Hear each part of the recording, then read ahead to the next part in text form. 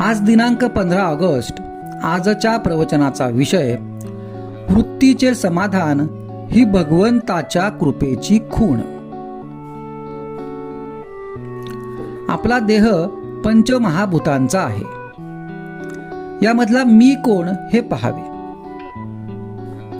जे नासणार ते मी कधी असणार नाही, म्हणजे पंचमहाभूतांचा मी नाही हे ठरले. जो शाश्वत असतो तोच सच्चिदानंद असतो.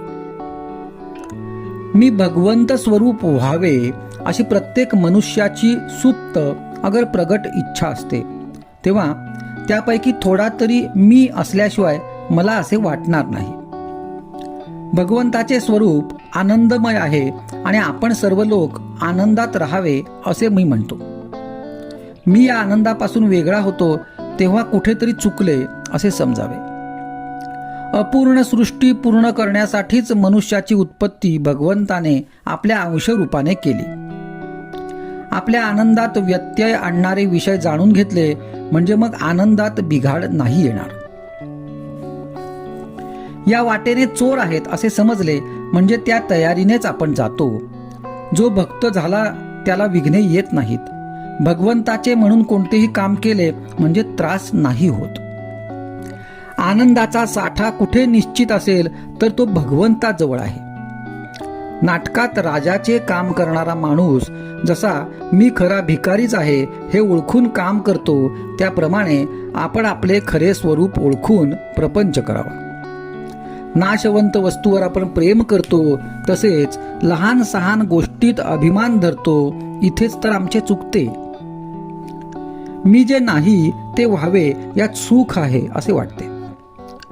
कामधेनूजवळ आपण विषय मागतो आणि मग दुःख झाले म्हणून रडत बसतो. याला काय करावे? जो परमार्थात जाणता तोच खरा जाणता होय. परमार्थ म्हणजे बावळटपणा कसा असेल? अनेक बुद्धिमान विद्वान लोकांना जिथे आपल्या बाजूला वळवायचे असते तिथे बावळटपणाला वावच नाही. विद्वान लोक वेदांत अत्यंत कठीण करून जगाला उगीच फसवतात. मग सामान्य माणसाला असे वाटते की अरे हा वेदांत आपल्यासाठी नाही, परंतु ही चूक आहे.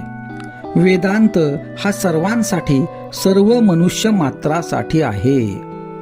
वेदांताशिवाय मनुष्याला जगताच येत नाही. घराच्या छपराखाली ज्याप्रमाणे सर्व लहान लहान खोल्या येतात, त्याप्रमाणे वेदांतात इतर सर्व शास्त्रे येतात. शास्त्राचे मार्ग हे वृत्तीला भटकून न देण्यासाठी आहेत. ते वृत्तीला हलू देत नाहीत. त्यात नामाची गाठ पडली की भगवंतापर्यंत साखळी जोडली जाते. आपण व्यवहारासाठी जन्माला आलो नसून भगवंतासाठी आलो आहोत.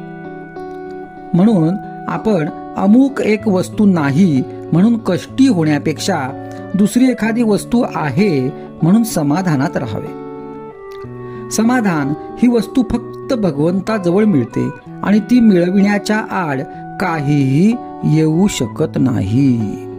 आजचा सुविचार. वृत्तीचे समाधान असणे ही भगवंताच्या कृपेची खूण आहे आणि त्याकरिता भगवंताचे सतत अनुसंधान ठेवणे अत्यंत आवश्यक आहे.